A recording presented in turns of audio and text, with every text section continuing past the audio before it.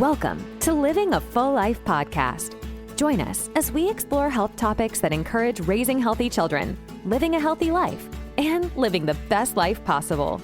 Now, here's your host.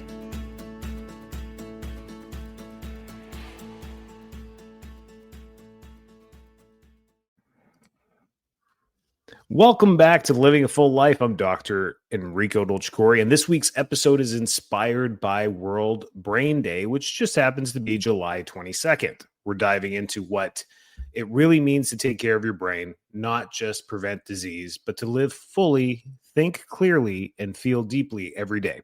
Whether you're in your 30s or your 70s, cognitive health is now work. And the good news is small changes add up in a big way.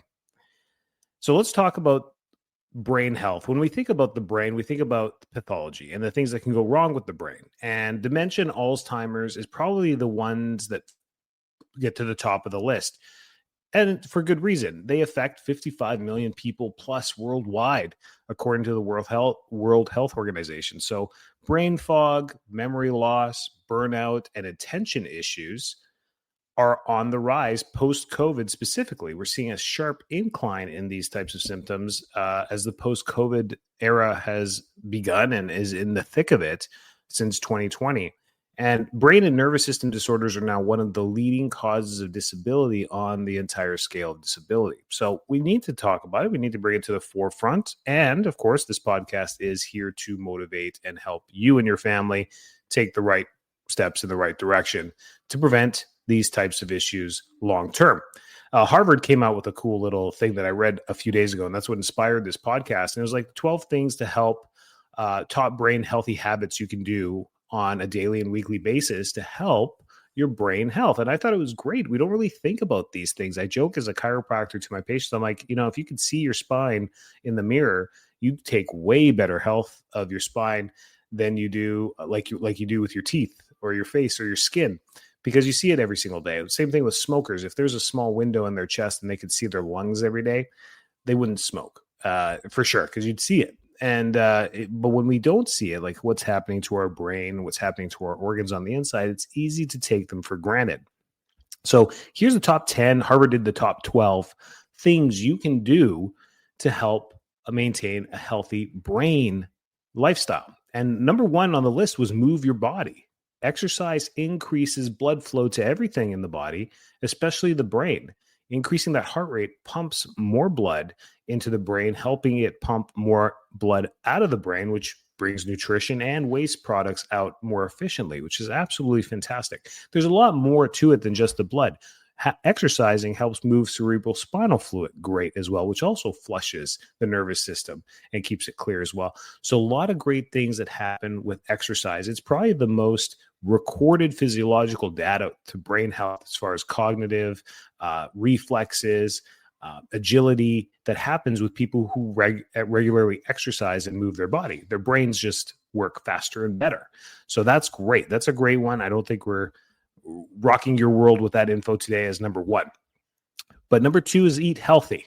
And I've done what? Are we on to episode 200 yet? I don't know how many episodes we've done so far, but move your body and eat healthy probably show up in 99% of all the podcasts because they're the foundation to all health. So no matter what organ we pick to talk about, moving your body and eating healthy play a huge role in here. And again, the Mediterranean style diets show strong links to memory and good mood. And we talked about diets many times and what the Mediterranean diet is versus other diets. The Mediterranean diet is another way of saying whole food diet. But you got to think about that part of the world and what they have there that might be a little bit different. Drier climate, great growing seasons. So the vegetables are huge there and the oils are really good there. So they use seed oil, they use olive oil, they use plant oils, fresh, not processed. And these things are all in the diet with lower meat absorption, but high protein diet because they eat a lot of lentils, beans, and they're getting their protein through the vegetarian diet. And then they supplement meat on the side to help get there. So the Mediterranean diet falls at the top, where the whole food diet goes to the top as far as eating healthy for brain health and overall health. Number three, sleep. We have to sleep well. Deep sleep clears toxins from the brain. It's where we repair and heal is through our sleep. So poor sleep leads to poor healing. And over time, that can pile up and lead to brain fog and cognitive decline as far as brain function goes. Challenge your mind. We've always talked about this, like new skills, puzzles, languages, Sudoku when it was really popular, came out and said how great it is for the brain. And actually, some studies showed it to be a great little puzzle or game you can play that activates different parts of the brain as far as memory, addition, math, and different parts of the brain's motor skills and memory skills, which is absolutely fantastic. And little puzzles like that to help languages as well. Learning a new language or trying to learn a new language or even a new sentence in a new language can really light up different parts of the brain. That's the whole thing. Think of your brain as like this mansion. This is how I got through med school, right? Thinking of like cartoons on physiology in my mind. So your brain's like this mansion. It's got 25 rooms, 19 bathrooms, 2 lobbies, 2 elevators, 2 pools in the back, like this huge mansion, right? And as we age, the nest starts to shrink. You had 5 kids, and the people start to leave. And this mansion, all the lights in the room don't have to be on all the time anymore. And as we turn off the lights and we forget about certain rooms, they don't function the way they used to. They actually stop functioning. And that's the same thing with our brain. As we age and we stop using different parts of our brain, maybe we were highly involved in math and physics in college. And as those years disappeared afterwards and we got into some other, accounting or health sciences or something else in our life, and we got away from the mathematical brain and we're more in the analytical brain, these things shift there as well. Maybe we were super active in college. We played a couple sports and now we don't do anything. As life goes on, we turn off the lights to the rooms, and over time they get dusty, they get spider webs, and they don't work like they used to. Same thing with the brain. We have to use it or we lose it as far as challenging the brain. So doing a puzzle every now and then is great.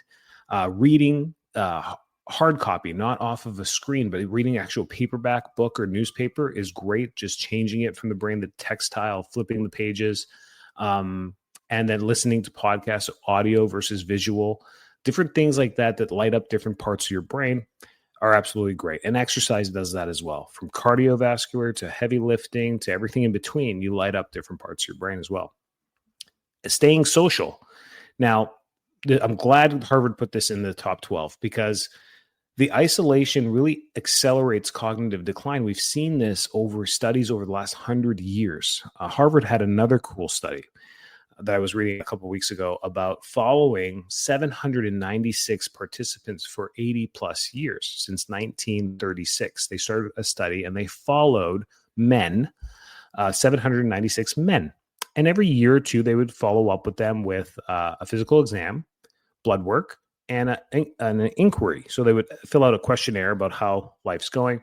And up until now, just recently, 2025, they have 23 of them left that are living into their 90s. And what they found is they published a report saying, what were the factors to a long, healthy, happy life? And the last 23 participants are answering very similar to all the questions. And guess what number one was for them? Staying social.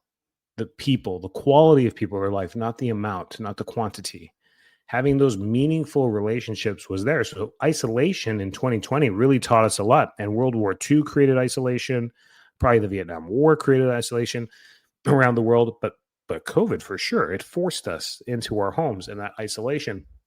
And for some of us that didn't have family members and we lived alone, that was probably a huge hit to the cognitive health. So that was there too. So social connections, quality social connections, people who you're looking forward to spending some time with, whether it's 10 minutes for a coffee, a couple hours for a dinner, or just hanging out, meaningful connections with meaningful people.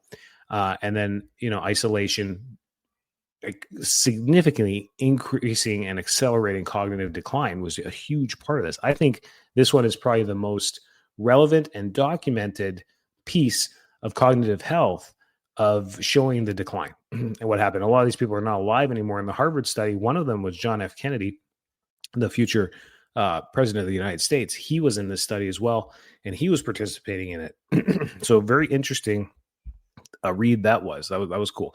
Manage stress. We have to manage it. We don't have to just say that's life.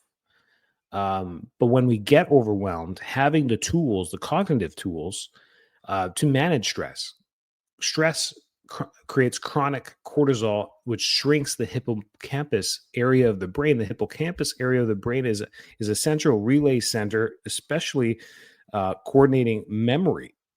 We see this with dementia decline and Alzheimer's. As the hippocampus gets attacked, it shrinks. And cortisol, unfortunately, attacks that area more. It doesn't really attack it. It affects that area more than other parts of the brain. So cortisol is a tough hormone in the body. It's there for a reason, to keep us, on guard, to protect ourselves. But living our life like the lion is coming for us all the time, that chronic stress is just a hard way to live, and it's hard on the entire body. So we have to have mechanisms to help manage stress. This is where psychology, even maybe psychiatry, can come into play, and mental health counseling, to help give you and build tools to help manage your stress, if anything else. So I'm a huge fan of that as well. It just has great positive outcomes. It changes mood, gives you control, and naturally decreases stress because you have the tools to adapt to it. Saying, whatever, it is what it is, or it's in God's hands. That's great faith-based default to things, but is it truly decreasing your stress? If it truly is, if you truly walk like my pastor does down the street being like, God's got this, I'm jealous at how confident he is in that, which is absolutely fantastic. But for me, sometimes it's just stress just overrides that, and it's not enough. So having some tools of like giving yourself a breather, watching something comical to just change your mood, turning off the screens 2 hours before bed and just giving yourself dead time, whatever these things are to manage stress, are huge, are really important. So that was number 6. Number 7, avoid smoking and limit alcohol. This is now a consensus across all scientific journals and boards when it comes to the brain. It doesn't do anything good for the brain. The slight things that we talk about with alcohol that have some positive effects on our physiology have nothing to do with the brain. What they do with the resveratrol and the tannins from red wines and these things have shown to have some cardiovascular benefits for circulation and blood circulation. Okay, let's not run away with this and drink bottles of red wine, but it has no benefit for the brain. It actually hurts the brain. So that's pretty straightforward. Protect your head. Concussions, believe it or not, increase dementia risk.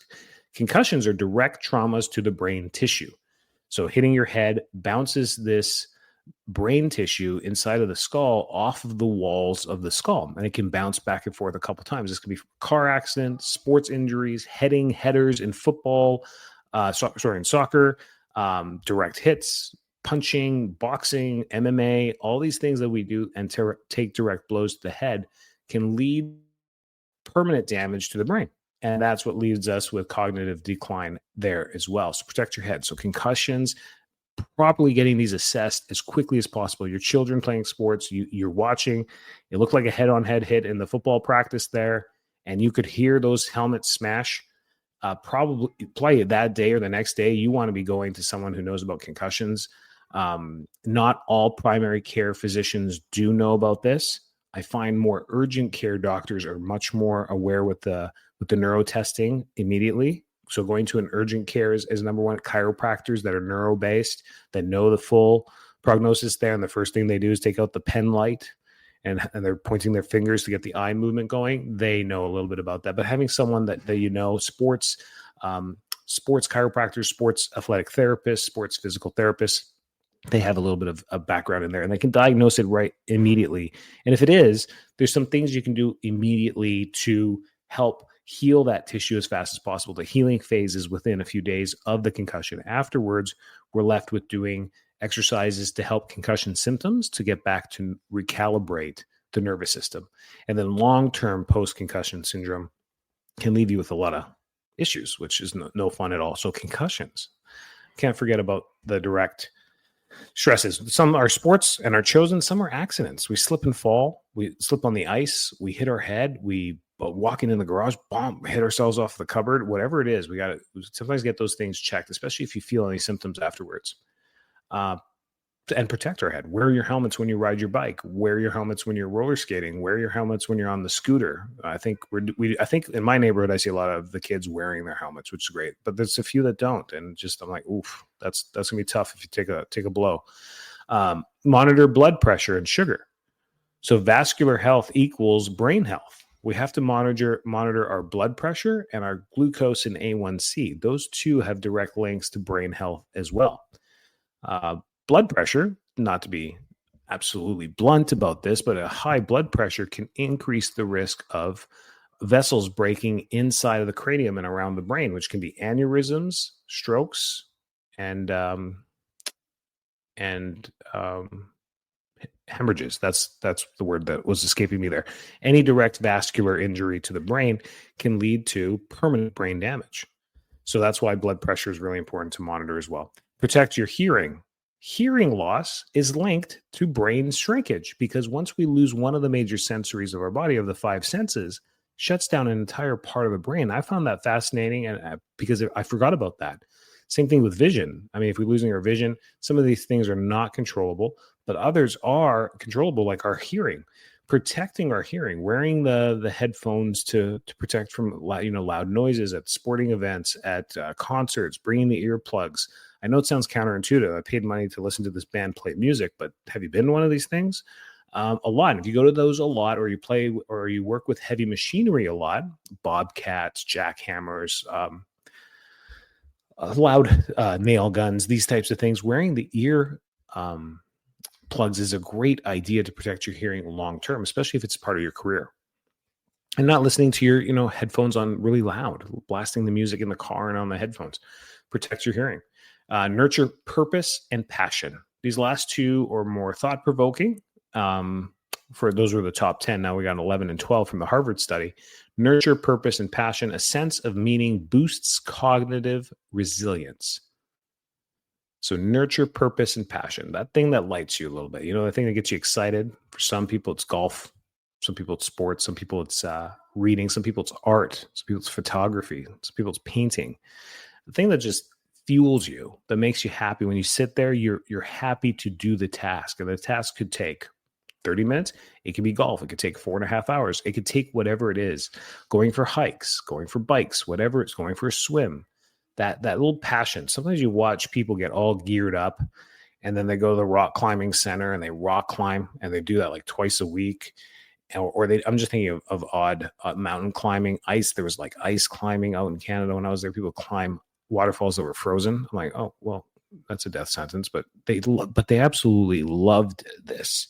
The skiers, the snowboarders, the ATVers, the BMXers, they love the toys, and you just see the passion when they find someone else that knows about the machines or knows about the equipment, and they talk about it. You can just see them light up.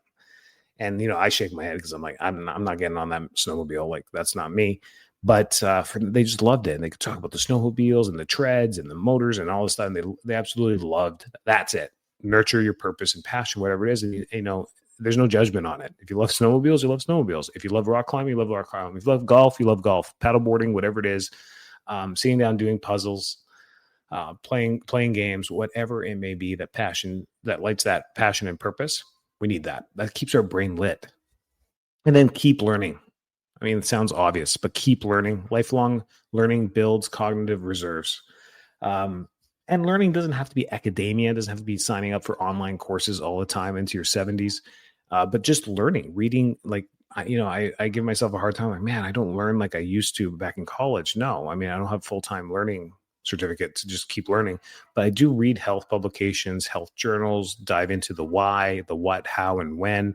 And I find that that's good enough to keep me learning and moving forward all the time, which I love to do as well. So there is some motivation for you guys on the top 12 things to keep brain health. Now, modern threats to brain health. Let's talk about what's going on right now. There's 3 big things that are going on right now. They're different probably in the last 10, 12 years, and that's the chronic digital overload.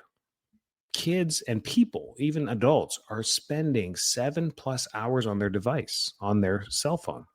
And this digital overload is just fragmenting a whole bunch of our thought processes as well, and society as well. Social skills are being fragmented as well. Toxins are heavier now than ever. We got to talk about these toxins. Heavy metals, pesticides, and microplastics are everywhere because of the way we live our lives. The clothing we wear, the way we wash it, put it in the dryer. Those microplastics get everywhere. They get into our body. Pesticides, we got to really rinse our fruit and produce on this, or pick organic or non-sprayed things, because the accumulation of pesticides really hurts. Then if we eat like that and we apply pesticides around our home, now we're just surrounded with these toxins all the time. Glyphosate's going up the list as one of the most toxic substances in our life right now because of all the chronic things it's being led to, as far as chronic fatigue syndrome, hyperthyroid issues. It's attacking the endocrine systems, and heavy metals can build up in the body as well. So getting tested for these, every 5 years or so, seeing where your levels are, doing proper detoxes, and pulling those metals as much as possible out of the body is absolutely fantastic to do every few years to get this stuff out. EMF exposure. Some people still think this is a tinfoil hat thing, but the EMF exposure is not as controversial as it was, but it's connected to sleep and mental focus. Too much of this Wi-Fi signal, EMF from electronics, can cause a lot of issues. And processed foods are just chronic inflammation creators. That's what they are. If we have these things on a daily basis, we are going to continue to build chronic inflammation all the time. And we're stuck in an inflammatory state. And that's why our joints hurt. And that's why we wake up stiff all the time. And that's what ends up happening. And you don't hear this in, 20-year-olds. You hear this in 40-plus-year-olds waking up stiff and not being able to move. It's because it's been 15, 20, 25 years of you consistently consuming processed foods. And that's it. It's really that. Because if you were eating an organic, healthy lifestyle the whole time, I don't really see a lot of stiff people. And that's just inside source on those things. So chronic digital overload, keep an eye on your toxins, reduce EMF exposure, and watch the processed food intakes. Now, some supplements that we can add right now, right here on this podcast, safe for almost everyone to just make sure they're doing on a daily basis.